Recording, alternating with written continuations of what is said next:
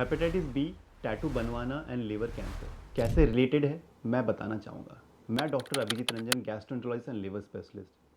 हाल फिलहाल में एक पेशेंट आए थे एंड कपल थे एक्चुअली, एंड वो कंसीव करना चाह रहे थे और हेपेटाइटिस बी पता चला था उनकी एक जांच में।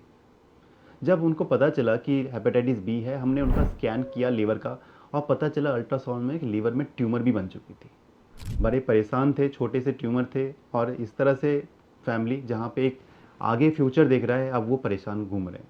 जब हमने पता किया कि ऐसा हुआ कैसे, तो 3-4 चीज़ें आती है हेपेटाइटिस बी में। एक तो है कि ब्लड का संक्रमण, दूसरा है mother to baby transmission, third है कि इंजेक्शंस लगाना, फोर्थ है टैटू या इस तरह की चीज़ें जिसमें सेड सिरिंजेस होते हैं।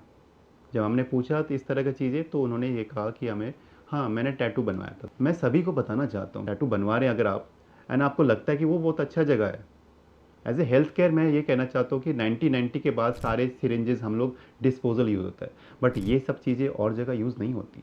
एंड दैट्स वाई आपको हमेशा ध्यान रखना है कि जो आप जहाँ पे आप टैटू बनवाने जा रहे हैं, तो कोई किस तरह का सिरिंजेस यूज़ हो रहे हैं, स्टेराइल है क्या, तो याद रखिएगा एक अच्छे जगह पे ही जाइए।